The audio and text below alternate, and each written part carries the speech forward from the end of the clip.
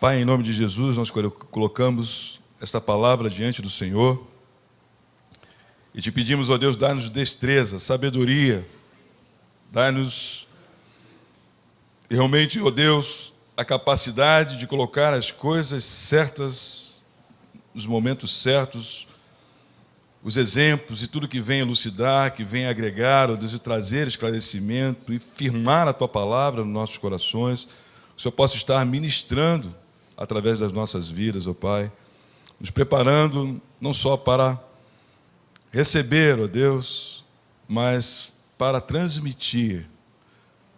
Que uma vez recebida a Tua palavra, acolhida a Tua palavra em nós, nós possamos ser portadores dessa mesma palavra que salva, que transforma, que cura, que liberta, que muda uma vida, ó Pai, da morte para a vida.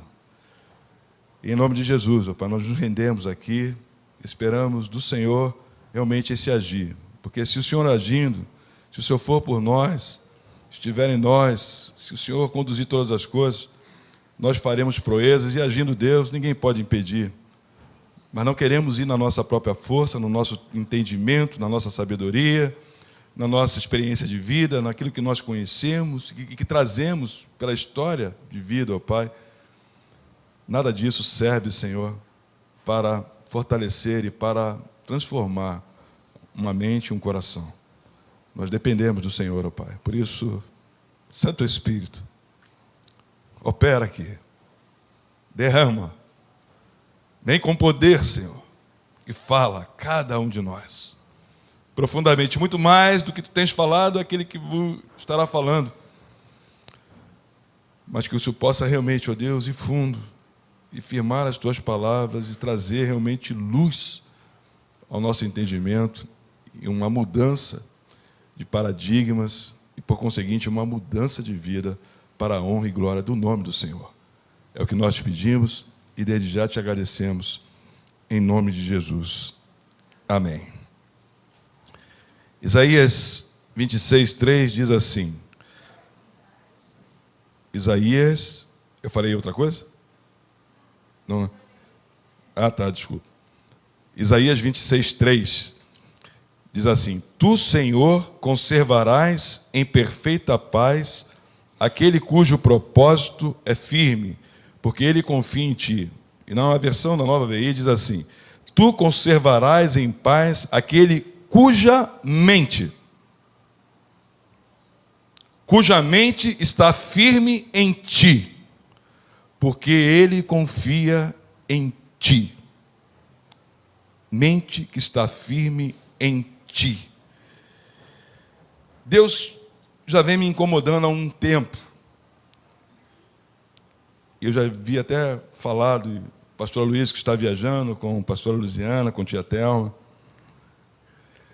e que nós estivemos orando aqui, e semana passada, e nós já havíamos colocado o desejo de compartilhar essa palavra. Na verdade, essa palavra Deus vem falando, vem trabalhando no meu coração há algum tempo. Porque a nossa mente realmente deve ser uma mente transformada. Deve ser uma mente que está firme no Senhor. Deve ser uma mente que se ocupa com coisas do Senhor. A palavra de Deus diz que vós tendes a mente de Cristo. E, na verdade, nós só podemos ter a mente de Cristo se nós exercitarmos essa palavra, que é vida, que é poder, que transforma, que cura, que liberta, e que pode verdadeiramente fazer com que a nossa mente se ocupe de coisas santas, de coisas honradas, de coisas justas, de coisas verdadeiras. Porque eu não sei se você já percebeu, às vezes, não sei se acontece com você, vem um pensamento na tua mente, e algo que você não quer pensar, algo que você não quer se conectar, e aquilo de repente invade a tua mente, e cola que nem chiclete, e fica na tua mente, martelando, martelando, martelando, e você balança a cabeça, e não quer pensar naquilo, e aquilo parece que é uma luta que se desenvolve entre você e aquele pensamento, né? E muitas vezes eu aconselho, bota a mão na tua cabeça e repreenda em nome de Jesus e sai fora da minha mente.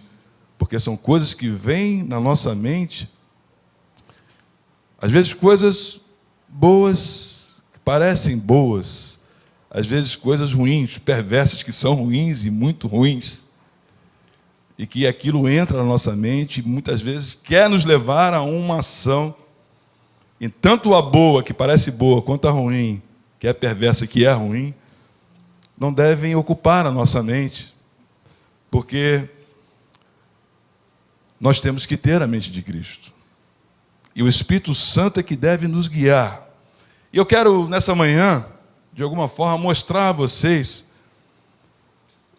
o que a palavra de Deus fala sobre a mente, o cuidado que nós temos que ter com a mente, e que isso bate, né, em todas as pessoas, e que isso, de alguma forma, deve ser advertido, deve ser entendido, para que nós venhamos realmente buscar a ter essa mente de Cristo, e não nos afligirmos com esses maus pensamentos que invadem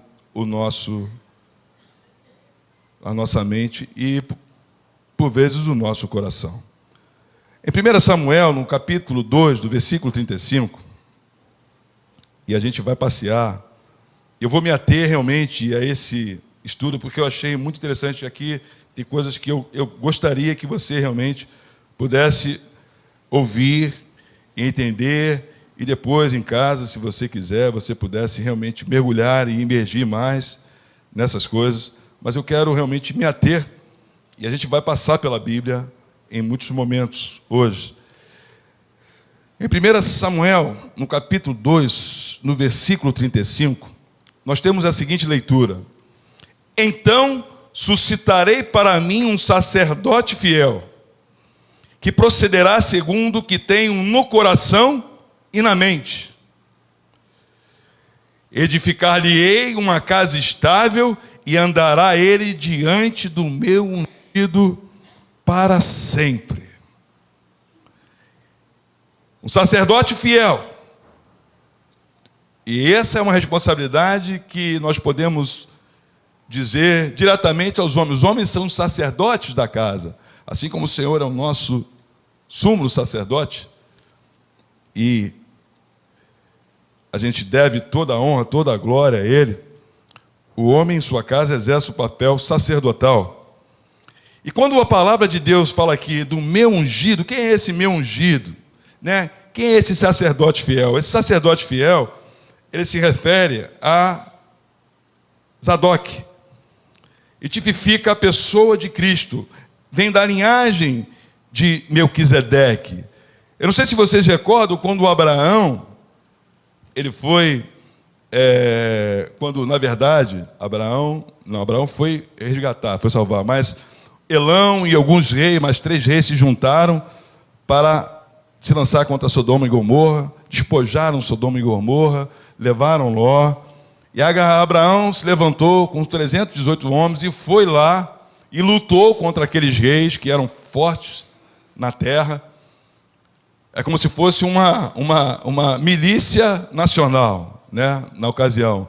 E Abraão foi com 318 homens, venceu aqueles homens, trouxe o seu sobrinho, trouxe tudo aquilo que pertencia a Sodoma e Gomorra, e aqueles reis de Sodoma e Gomorra quiseram presentear a Abraão com coisas dos despojos, dando a Abraão riquezas.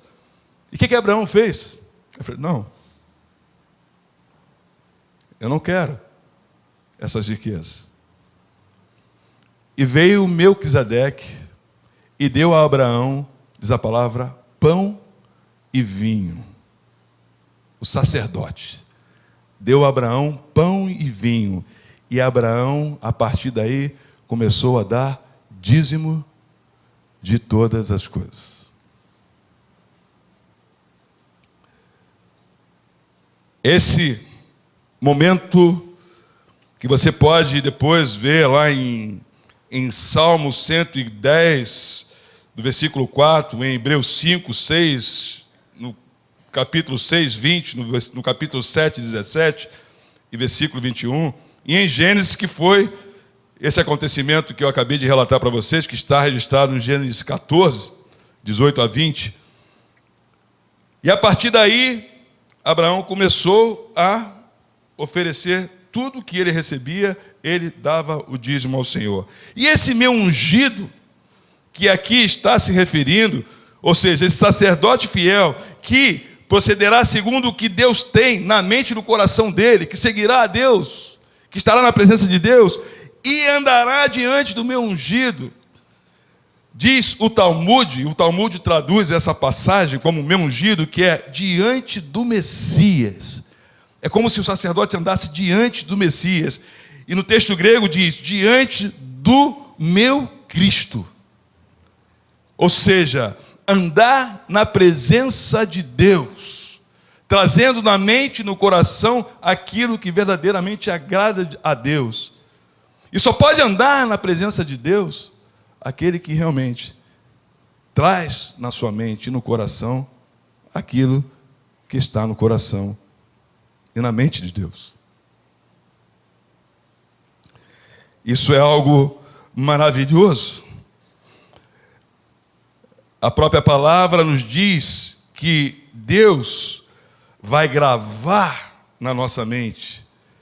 E quando nós vimos, melhor dizendo, a igreja, e quando nós nos reunimos para aprender a palavra, escola dominical, quando lemos as Sagradas Escrituras, nós esperamos realmente, eu quero, e peço a Deus, Senhor, grava realmente as tuas palavras. Em Deuteronômio, no capítulo 11, nós encontramos o seguinte relato. Deuteronômio, capítulo 11, versículo 18. Gravem estas minhas palavras no coração e na mente, amarrem-na como sinal nas mãos e prendam-nas na testa. Como é importante, essa versão aqui é a versão da NVI, talvez na sua Bíblia deva estar falando um pouco diferente, mas como é importante que essa palavra esteja impressa nos nossos corações. Como é importante que essa palavra venha como um sinal na nossa testa. E que você olha para a pessoa e você pode identificar, poxa, essa pessoa é de Cristo. Eu tive uma vez um chefe, e eu estava na função de coordenador de administração, a nível de direção na empresa, e chegou um que estaria acima de mim, politicamente, diretor-geral. E o cara, quando chegou, né, e esse cara, inclusive, ele foi indicado por um dono de uma rádio, eu não sei, Francisco Silva, que tinha uma rádio, né? Mas o cara, quando chegou, eu olhei na testa do cara, eu vi no cara, esse cara é ladrão. Esse cara veio aqui para roubar. E não deu outra. Não deu outra. Foi uma rivalidade, foi um confronto. E ele e eu, e até que eu pedi para sair, e o presidente não queria deixar que eu saísse. Enfim, foi um negócio, uma luta assim ferrenha. Eu tinha que acabar fazendo uma carta, porque o presidente não se posicionou do meu lado, enfim. E eu não ia compactuar com aquela situação, viver aquilo ali, não. Então deixa eu sair fora. E fiz uma carta, e essa carta, no final da carta, o presidente, até muito graciosamente, com muito pesar, mas não podendo deixar de atender o pedido do amigo, eu aceito a exoneração. Então, tem coisas que a gente não pode aceitar, tem coisas que a gente não pode compactuar, tem coisas que a gente não pode permitir, tem coisas que a gente não pode abrir concessão. Não é verdade? A gente não pode abrir concessão. O coração é enganoso e a mente muitas vezes prega peças e vem coisas que realmente ficam na tua mente para te levar a fazer aquilo que não agrada a Deus. E a gente não pode. A gente tem que ser firme. A gente tem que ser realmente determinante nas coisas de Deus. A palavra de Deus diz que a rainha de Sabá, quando ela foi, e é muito interessante esse texto, porque a gente traz muita coisa na nossa mente. E muita coisa que a gente traz na nossa mente, a gente não expressa muitas vezes. A gente não coloca muitas vezes. Outro dia eu estava falando aqui para o grupo de louvor, né? falando, poxa, se a gente tem alguma coisa a colocar, que às vezes a gente acha que, na nossa concepção, às vezes a gente não vai ser bem interpretado, não vai ser entendido, mas é um ponto de vista nosso, é como a gente acha que às vezes é o entendimento que a gente tem, que a gente não se prive de colocar, de abrir o coração, de falar, porque isso faz com que, diante daquela fala, a gente possa se ajustar em amor, sem criticar, sem dizer que você é errado, sem dizer que você está totalmente equivocado e coisas de outro tipo, mas podemos realmente chegar a um consenso, e muitas das vezes essa palavra vem até edificar o grupo, e nós nos privamos de dizer algumas coisas, com medo de ofender, com medo de achar que vai passar, não, o que vão falar de mim, o que vão pensar de mim. Nós somos uma família, e nós não podemos andar armados no meio de uma família. Nós não podemos andar fechados no meio de uma família. Se eu não puder abrir com a minha esposa e rasgar o meu coração, se eu não puder abrir com o meu filho e rasgar o meu coração com o meu filho, se eu não puder rasgar o meu coração com o meu amigo, com a minha mãe, enfim, com quem que eu vou rasgar o meu coração? Com quem que eu vou abrir o meu coração? Então a gente tem que ter essa liberdade de falar as coisas.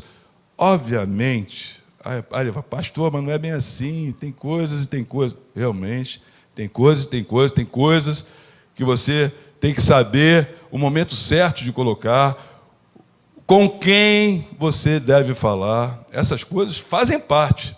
Essas coisas não estão fora do contexto.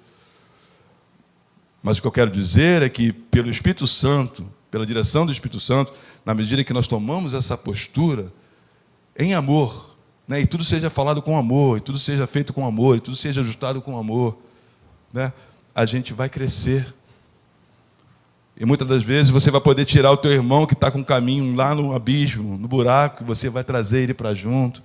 É um irmão que está com um pensamento que não está legal, e que você está vendo que não está legal, e você fica quieto, e você não fica nada, não fala nada, né? E aí, como é que fica isso?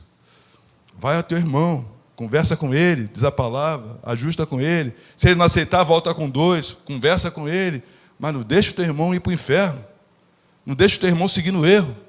Vamos nos acertar. E a rainha de Sabá, ela chegou, lá em 1 Reis, no capítulo 10, diz que ela chegou, ela tinha ouvido muito de Salomão, né? Salomão era um homem, né? Era um gênio.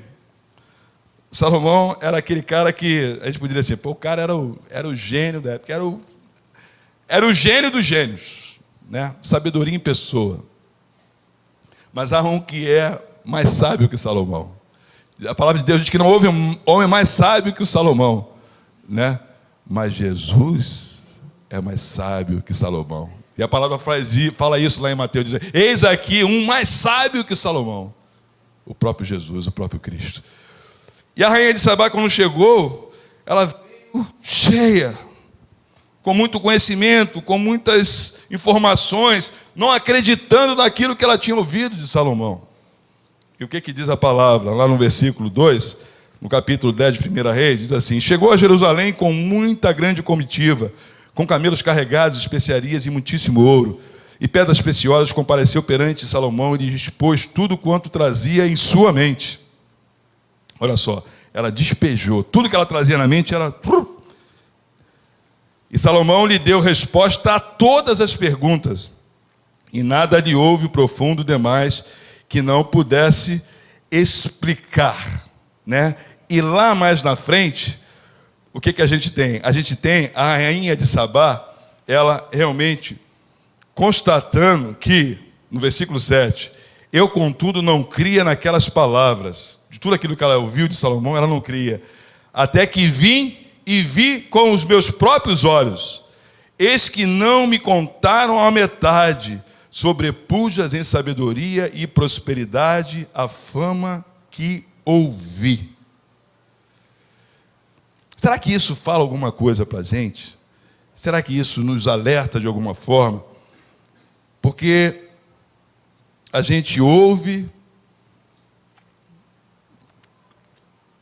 mas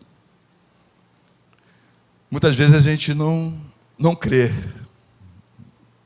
ou não exercita, ou não bota em prática, porque aquele que ouve, que crê que aquilo é bom, é um bom ensinamento, bota em prática. Não deixa de lado. Quando falaram que Jesus tinha ressuscitado, que Jesus tinha aparecido, Tomé, né, se manifestou de uma forma muito sincera. Né? Se eu não ver, eu não acredito. Se eu não botar a mão, eu não acredito. Mas é melhor essa sinceridade do que você, né, recebe aquilo e tem aquilo como algo bom, mas não põe em prática. E quando a gente recebe a palavra de Deus, e eu não estou falando de qualquer coisa, eu não estou falando de qualquer situação, eu estou falando da palavra de Deus. Quando nós recebemos a palavra de Deus, quando você vê essa palavra de Deus, quando você vê os exemplos, aquilo que aconteceu através da palavra de Deus, quando você vê a vida de Jesus, que era o Verbo encarnado, e a palavra se manifestando, quando você recebe uma palavra de Deus, quando você recebe uma profecia de Deus, você guarda, você não deixe que ninguém roube isso de você, não deixe minar o seu coração, a sua fé, em que você começa a colocar, você recebe no primeiro momento, mas depois parece que a palavra descolou, parece que a palavra desagarrou, né, da tua mente, desagarrou do teu coração, e aí você esqueceu, já passou. Né? Aí você vem no outro culto, aí você recebe a palavra de novo, e Deus fala com você, e você sai, e aí daqui a pouco, porque você não praticou, já desagarrou, descolou, e a gente vai. Não deixe que a palavra se descole do teu coração, da tua mente. Não deixe que a palavra caia em descrédito. Se Deus falou, e esse é o princípio, eu tomo assim, para a minha vida. Deus falou? Então Deus falou. Deus falou, Deus está falado. Se foi Deus que falou, vai se cumprir. Mas eu não me desagarro daquela palavra. Eu não deixo aquela palavra. Eu não esqueço aquela palavra. Eu sei da promessa que foi feita. E se é de Deus, ela vai se cumprir. Agora, eu não posso me desagarrar dessa palavra. Porque se eu me desagarro da palavra, se eu deixo a palavra, é o mesmo que eu não mais esperar pelo cumprimento daquela palavra. Não é verdade? Quando eu era pequeno, tinha uma bala soft, uma de chocolate, era coberta de chocolate, e meu pai trabalhava no... É soft não, não era soft, era Toff. Soft não, Toff. A soft era durinha. A Toff. E essa bala Toff, coberta de chocolate, eu nem sei se tem mais, que não vejo mais isso. Tem muito... É o que? Viagem pela TAM? Tá. É muito gostosa essa bala, meu irmão. E meu pai trabalhava e ele, né, ele saía e às vezes ele prometia que ia trazer aquela bala. E eu me lembro que eu fiquei, minha irmã, a gente ficava esperando ele chegar com um saco de bala. Era uma bala azulzinha, com um papel azulzinho, azul marinho, azul bem escuro, né, cheio de bolinha. Que bala gostosa! E a gente ficava esperando ali, né, chegar a bala. A gente não se agarrava daquilo, a gente não esquecia aquilo. E quando a Bíblia fala que a gente tem que ter um comportamento como criança, é verdade. Porque a criança é sincera, a criança tem um coração sincero. Assim, a criança, quando você fala com ela uma coisa, ela toma aquilo como verdade, ela acredita. Por isso que a gente tem que ficar, os nossos filhos, né, guardando eles, né, vendo com quem eles estão, com quem está falando, o que estão vendo no computador, o que estão vendo na televisão. Porque hoje a tônica dos pais deixarem os filhos no computador, na televisão, e estão nem aí.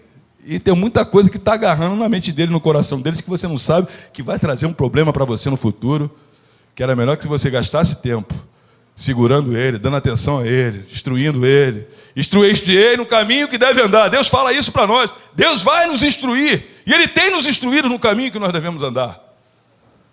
Agora, se você vai andar no caminho ou não, isso é problema seu, é problema meu. Mas nós não podemos dizer que o Pai não nos instrui no caminho que nós temos que andar. E para o filho é a mesma coisa. Se você não instruir o caminho que teu filho deve andar, com quem ele deve estar, não gastar o tempo que é devido, né, agora, quando pequeno, porque quando cresce, né, são outras preocupações. Né? São outras preocupações. Eu estava vendo, até compartilhei aqui na sexta-feira, o pastor Luciano Subirá, numa pregação dele, ele fala, pô, você tem um filho, você tem umas preocupações, tipo, poxa, a criança pequena não fala, e você fica doido para ela falar, né? Aí, de repente, ela começa a falar, que nem um tagarela, você, meu Deus do céu, eu queria que ela ficasse muda. Ah, ela não anda, e você ali doido, querendo que a criança ande e tal, porque você carrega no colo. Poxa, a gente que teve 4, então, eu morei num apartamento que não tinha elevador, era escada, a gente subia com 3 no colo. Manja isso? 3 crianças no colo, subindo de escada, né? E cada um mais pesado que o outro. E aí você fica doido para eles andarem. Aí quando eles começam a andar e correr, pronto, é outra preocupação, porque você tem que ir atrás agora. Agora é exercício físico, né? Aí você tem que fazer uma ginástica correndo atrás da criança. Então a vida é assim. Mas a gente não pode perder os momentos, as etapas da vida que nós temos que cumprir. E nós temos que cumprir com sabedoria, com entendimento, com discernimento, com convicção, né? Eu falei aqui para vocês, e eu vou aqui seguir realmente esse roteiro. Olha, eu sou difícil de me ater às vezes, mas eu quero me ater a esse estudo. Quando eu falei para vocês de que Salomão, que a Bíblia fala que Salomão é maior, lá em Mateus, no versículo 12, no capítulo 12, perdão, no versículo 42, diz assim: a rainha do sul se levantará no juízo com esta geração e a condenará. Olha só o que a palavra está falando. Ela se levantará em juízo. Olha só que coisa tremenda aqui, hein?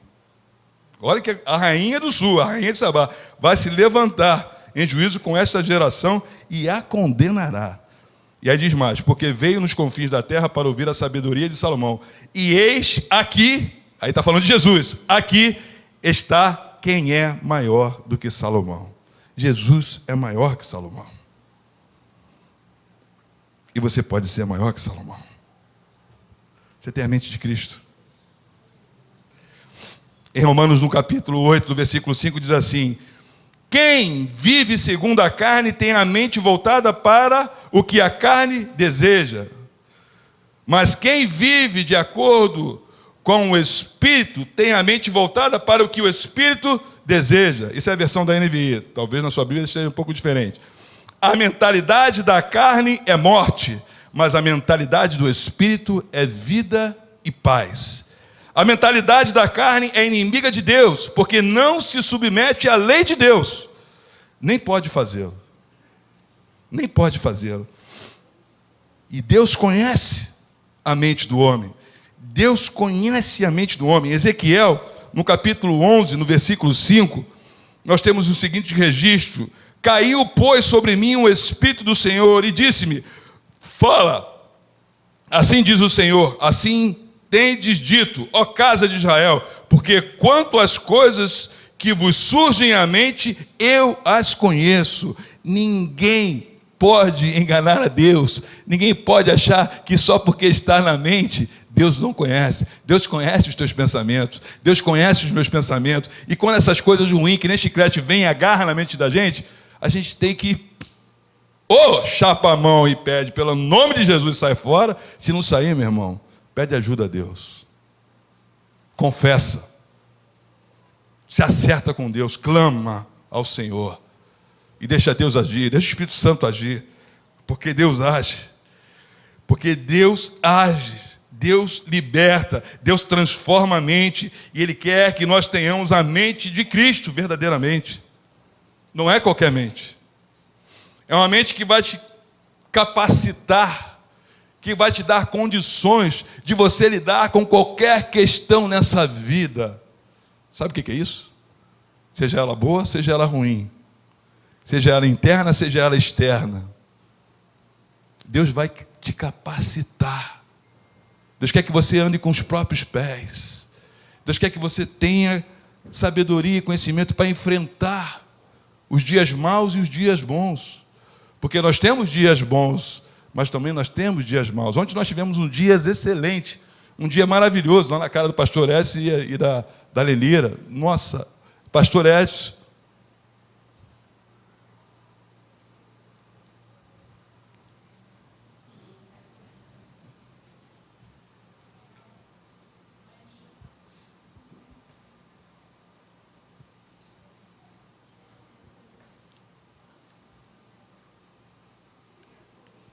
esse é irmão mesmo.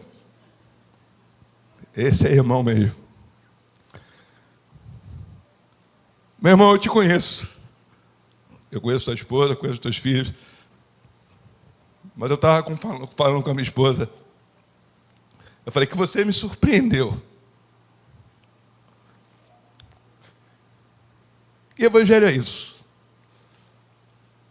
Evangelho é vida. Evangelho é convivência. Evangelho é lado a lado. E eu fui na casa desse homem ontem, né, depois de um ano que eu estou para ir lá. É verdade, né, Lelira? É verdade. Estive lá e tive um dia maravilhoso. Só eu e minha esposa. Eu espero voltar lá com meus filhos. Mas ele e os filhos dele nos receberam como reis. Uma feijoada deliciosa que a Luizaninha fez, maravilhosa. Pena que ela não está aí. Maravilhosa, ela, Laurinha ali de auxiliar, né? E Jonas também, né? Como aquele almoxarife, não tinha na despensa, vou buscar, vou fazer e tal. E feijoada, né? Maravilhosa. Depois, uma sobremesa maravilhosa, brownie, torta de maçã, né? Sorvete. Que coisa maravilhosa, né? E não bastasse isso, e a gente rindo, brincando, se divertindo, nos alegrando. E Deus trazendo lembranças. A Lelira trouxe uma lembrança linda, maravilhosa. Depois ela conta, né, de tempo de 2012, né, coisas lindas, de palavras que Deus deu para ela. E a gente ali brincando. Eu falo isso para a honra e glória de Deus, meus irmãos, né? Porque isso me marcou muito. Eu fui impactado por isso. E não bastasse isso, esse homem vai no Rio Sul, e eu não queria, eu fiquei lá, não precisa não. Aí foi no Rio Sul e me compra açaí. Açaí com cupuaçu, né? É cupuaçu, né? Não é isso? Cupuaçu. Aí me trouxe, poxa, eu trouxe açaí puro, trouxe com morango, trouxe com cupuaçu, não sei se você gosta. Não, eu gosto de cupuaçu. Aí tomei cupuaçu. Que delícia, meu irmão, isso aqui é muito bom. Oh, que coisa maravilhosa. Aí ele chega para mim e fala assim, poxa, se eu soubesse que você ia gostar tanto, eu não teria trazido de 300 ml, eu teria trazido de 500. Eu falei,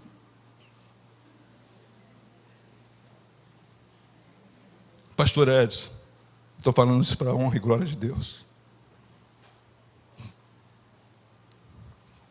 Porque eu conheço o teu coração. E a recepção que você deu a mim e a minha esposa, realmente eu estou sob efeito dela. E isso é mais forte do que qualquer palavra. Você, a sua esposa, os seus filhos, as crianças ficaram conosco ali, desde o momento que nós chegamos até o final.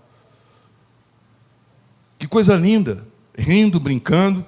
Chegou uma hora que pensou que as crianças devem estar pela hora da morte, querendo resolver algumas coisas dela, mas nós ficaram ali com a gente do início ao fim. Jonatas, Luizaninha e Laurinha, né? Sobrinhos lindos, né? E ali a gente rindo, se divertindo. E não bastasse isso, aí vem o final, que é o seguinte: tudo que ele comprou, mais feijoada, né, João? Mais feijoada, e mais o que, meu? Mais sorvete, mais brownie, e mais um litro de sorvete quase cheio, 2 potes de litro de sorvete cheio. Aí ele, toma para você. Eu falei, peraí, rapaz, pelo amor de Deus. Não, rapaz, aqui ninguém come disso, vai ficar que vai estragar. Vai. Me deu tudo.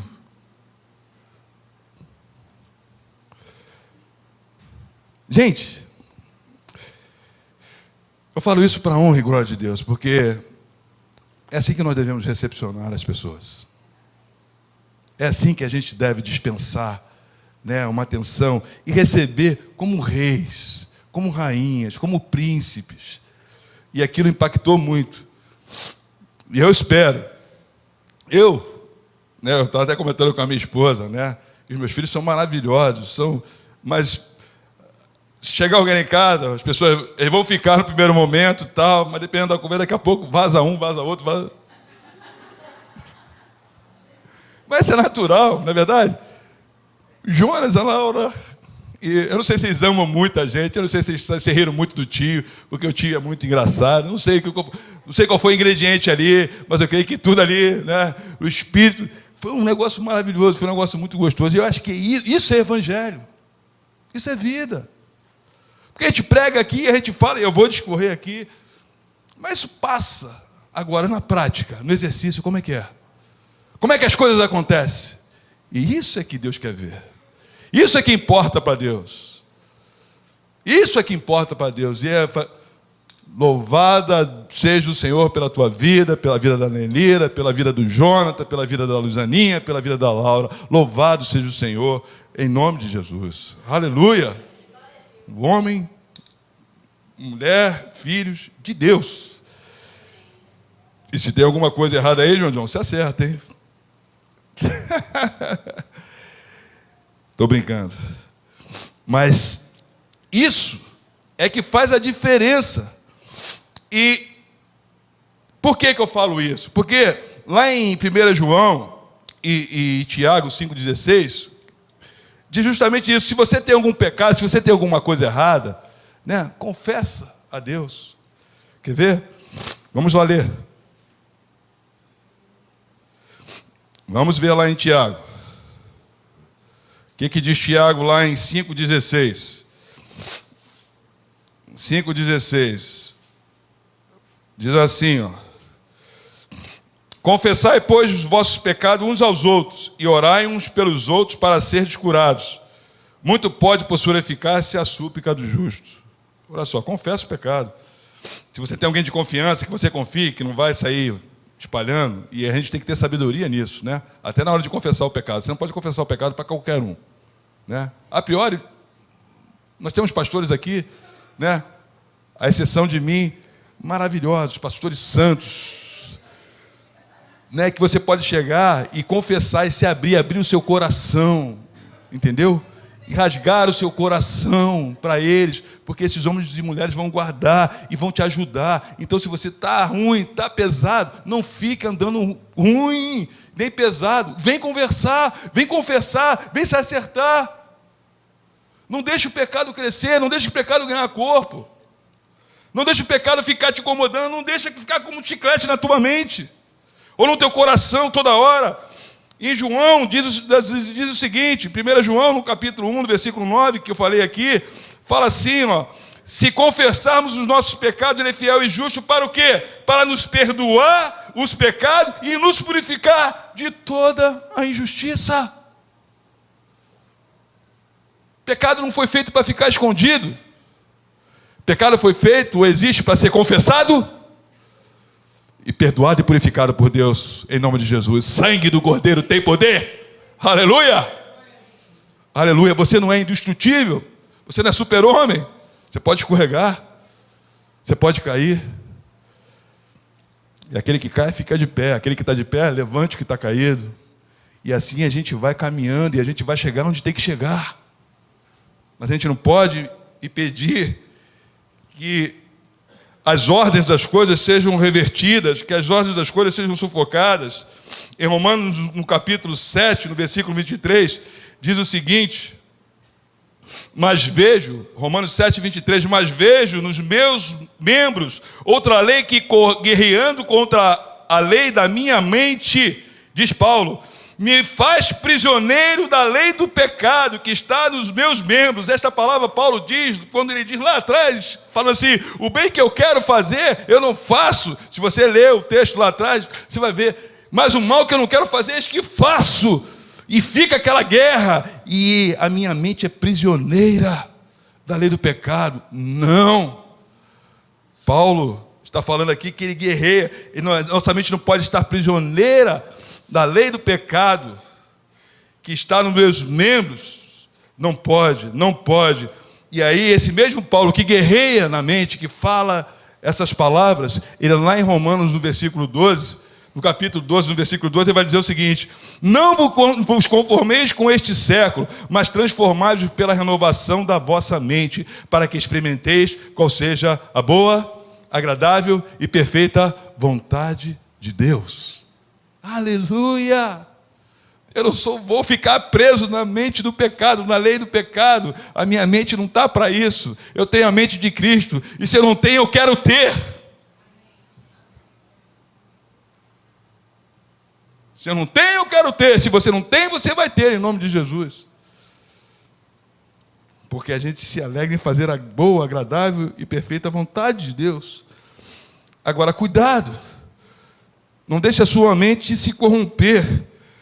Por quê? Veja comigo lá em 2 Coríntios 11. O que diz 2 Coríntios 11?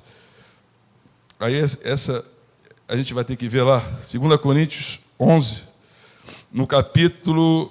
do 2 Coríntios 11, 3, 4, diz o seguinte: mas receio que assim como a serpente enganou a Eva com a sua astúcia, assim também seja corrompida a vossa mente, e se aparte da simplicidade e pureza devidas a Cristo. E ele completa: se na verdade, vindo alguém pregar outro Jesus, que não temos pregado, ou se aceitas espírito diferente que não tendes recebido, ou evangelho diferente que não tendes abraçado, a esse de boa mente o tolerais. A esse de boa mente o tolerais. Nós temos que realmente buscar ter cuidado, porque tem muita gente falando do evangelho de Cristo. O pastor Luiz está falando isso a semana retrasada. O evangelho que parece que é de Deus, que parece que é de Cristo, mas que não tem nada de Cristo. Cuidado. Cuidado. Adão sabia que não tinha que fazer. Depois não vai botar a culpa na Eva, nem vai botar a culpa na cobra, não. Deus tem instruído. Deus tem falado com você, Deus tem falado comigo. A gente cai, por quê? Pela nossa própria cobiça. A gente cai por quê? Pelos nossos próprios pés. Hoje tem um garoto aqui recebendo oração, eu vi aquele tênis dele todo iluminado, eu falei: poxa, lâmpada para os meus pés. Eu falei: vou comprar um negócio desse aí para mim. O que é isso, pastor? Lâmpada para os meus pés. Que coisa linda aquele tênis do garoto. E hora azul, e hora vermelho, hora chocolate, hora violeta. Mas a gente precisa realmente ter esse cuidado. Em Colossenses 2,19 diz o seguinte: Colossenses 2,19, 18, 19, diz assim, ó. Colossenses 2, 18, 19. Cadê? Está aqui. Ninguém se faça árbitro contra vós outros, pretextando humildade, né? Usando a humildade como um pretexto. É isso que está querendo dizer o texto. E culto dos anjos, baseando-se em visões, enfatuado, vaidoso, presunçoso, arrogante, sem motivo algum na sua mente carnal, e não retendo a cabeça, da qual todo o corpo, suprido e bem vinculado por suas juntas e ligamentos, cresce o crescimento que procede de Deus. Tem muita gente aqui viajando na maionese, que está tendo visão, que está tendo profecia, que é isso, e que é aquilo, e que é de Deus, e que é não sei o quê. E quando você vai ver, meu irmão, cuidado. Cuidado. Deus é Deus, Deus não é Deus de confusão. Você tem a palavra, por isso que é importante ter a palavra. Por isso que é importante conhecer a palavra. Né? Porque quando a gente está com a mente de Cristo, e a palavra não fala do sacerdote, não é só a mente, é o coração. Aquilo que vai estar na tua mente é aquilo que vai estar no teu coração. E se você tem a mente e o coração em Deus, qual é aquele que tem a mente e o coração em Deus, que quando chegar alguma coisa torta, errada, vai bater e vai cair no teu coração, vai cair na tua mente? Me diz. Você já vai olhar torto. A Ana estava falando do perfume aqui, aí estava falando da família. Cada um deu perfume, eu pego o cheiro de todo mundo, né? Mas, na verdade, a gente tem que pegar o cheiro de todo mundo, tem que pegar o cheiro... Eu aproveitando o exemplo, eu estou brincando, né, Ana? Mas é o cheiro, o perfume de Cristo. É o cheiro de Cristo, o perfume é um só. O cheiro é um só. E quando você cheira, eu já conheço esse perfume. Esse perfume. E tem gente que é conhecida por perfume, né? Tem gente que a personalidade, as pessoas identificam, já, fulano chegou, fulano está aí, fulano passou por aqui. E você vai ver, é verdade, porque aquele cheiro é do fulano. Né? É engraçado isso, né? Interessante. E é esse perfume que a gente tem que ter por onde a gente passar. E ao servo, a serva do Senhor passaram por aqui. Opa, tem servo e serva do Senhor. Tem homem de Deus na área aí. Tem mulher de Deus na área aí. Porque o cheiro, esse cheiro é irreconhecível. Esse cheiro é reconhecível. Não pode deixar de ser reconhecido. Esse cheiro, ele denuncia. Quando Pedro estava ali e quis negar Jesus, e ele quis esquivar, e Jesus já tinha falado, antes que o dia passe, não é isso? Antes que o galo cantasse, antes que o galo cante 3 vezes, você vai me negar. Antes que o galo cante, você vai me negar 3 vezes. E o que aconteceu? E Jesus, veio Pedro e tentou, na primeira, na segunda, na terceira, né? Mas por quê? Porque as pessoas identificaram, poxa, esse aí fala que nem Jesus. Esse cara é igual a Jesus. Mas peraí, esse cara não era pescador, esse cara não era rude, esse cara não era grosseiro, esse cara não era violento, esse cara não era tempestivo, esse cara não era impulsivo. Não, mas ele andou com Jesus. E ninguém pode dizer o contrário. A palavra de Deus, ela fala no que deve ocupar a nossa mente. Há mentes corrompidas, há mentes pervertidas, há mentes que estão operando e agindo de uma forma maligna. Mas se nós realmente ocuparmos a nossa mente com essas coisas, e que diz lá em Filipenses 4, 8, 9, eu quero que você abra esse texto, nós vamos estar dando um grande passo para verdadeiramente termos a mente de Cristo. Porque Filipenses 4, 8, 9 diz assim: finalmente, irmãos, tudo que é verdadeiro, tudo que é respeitável, tudo que é justo, tudo que é puro, tudo que é amável, tudo que é de boa fama, se alguma virtude há, seja algum louvor, e se algum louvor existe, seja isso que ocupe o vosso pensamento. É por isso que eu compartilhei aqui a vocês o negócio lá da casa do pastor, que está tão na minha mente, foi um negócio assim, realmente é algo que deve ser de boa fama, é algo que tem virtude. Isso é bom. Então seja isso que ocupe o vosso pensamento. E ele acrescenta: o que também aprendeste, recebeste, ouviste, viste de mim, aprendeste, recebeste, ouviste, viste de mim, isso, diz a palavra, praticai. Pratica. Bota em prática o que você tem visto, o que você tem ouvido, o que você tem recebido de Deus, o que você tem aprendido. Pratica, bota em prática. E aí acrescenta: o Deus da paz será convosco. Tem muita gente que não tem paz. Por quê? Porque tem as ferramentas, tem as armas, mas está vivendo a vida debaixo de opressão, debaixo de angústia, debaixo de amargura, debaixo de ódio. Tem gente que não consegue perdoar, debaixo de vingança, esperando o tempo da vingança para dar o troco. E quem tem a mente de Cristo tem paz.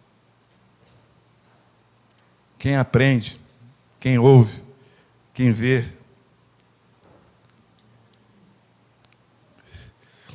e quem recebe de Deus. Mas não só isso. Não adianta eu aprender, eu receber, eu ver e ouvir, mas não praticar.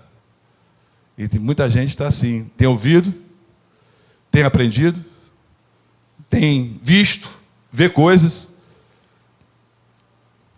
Não é verdade? Mas não pratica. E aí não vê o milagre, não vê o poder de Deus, não conhece a Deus. Porque a vida com Jesus é uma vida de exercício, é uma vida de prática. E o próprio Deus, Ele fala a nós, né, que Ele vai imprimir nas nossas mentes as suas palavras. Lá em Hebreus, no capítulo 8, no versículo 10, nós temos o seguinte trecho: e de fato repreendemos, versículo 8, capítulo 8, versículo 10. Porque esta é a aliança que firmarei com a casa de Israel, depois daqueles dias, diz o Senhor, na sua mente imprimirei as minhas leis, também sobre o seu coração. Lembra lá o sacerdote fiel, que tem na mente, no coração? Também no seu coração as escreverei, e eu serei o seu Deus, e eles serão o meu povo. Aleluia! Aleluia! E em Coríntios diz que nós temos a mente de Cristo. E eu fico pensando, como é que é isso, gente? Abre lá comigo em 1 Coríntios, olha o que a palavra diz. 1 Coríntios, no capítulo 2, 1 Coríntios, capítulo 2, no versículo 16, nós temos o seguinte trecho: pois quem conheceu a mente do Senhor, que o possa instruir. Quem pode instruir a Deus? Ninguém pode instruir a Deus, não é verdade? Deus é Deus. Deus é que nos instrui. Deus é que nos ensina. Mas aí fala, nós, porém, temos a mente de Cristo. Paulo falando. Paulo podia falar isso, né? Mas nós temos a mente de Cristo. É a promessa de Deus. Você e eu temos que ter a mente de Cristo. Então a gente precisa vigiar. A gente precisa cuidar. A gente precisa se acertar. E não se assuste, não se espante, porque isso é um processo. O desenvolver da salvação é um processo. Você é santo hoje, amanhã você vai estar mais santo. Depois da manhã você vai estar mais santo. E mais, na medida que nós nos aproximamos e nos chegamos a Deus, mais e mais nós vamos sendo santificados e vamos ser surpreendidos pela graça de Deus. E é isso que nós devemos fazer.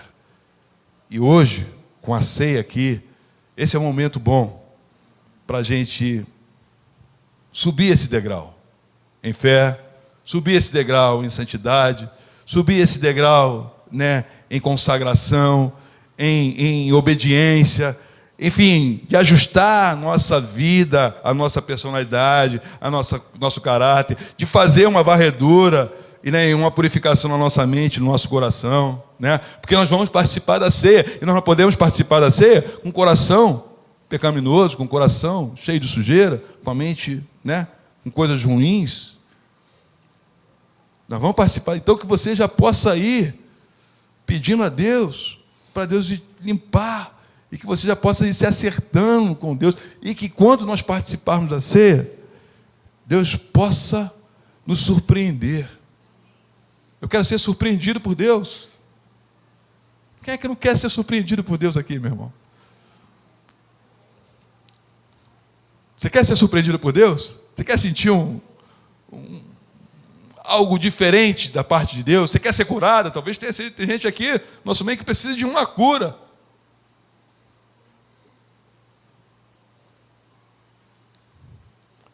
De uma cura muito especial. Talvez haja alguém aqui que esteja com câncer, não sei, com AIDS, não sei.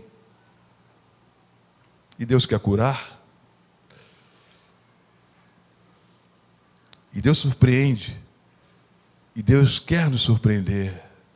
Deus quer nos levar a um momento de experiência, de vida com Ele, e que nós sejamos realmente, totalmente transformados pela renovação da nossa mente. Aleluia! e Deus possa agir, não só na tua vida e na minha vida, mas através da minha vida e da tua vida, para a honra e glória do seu nome. Aleluia.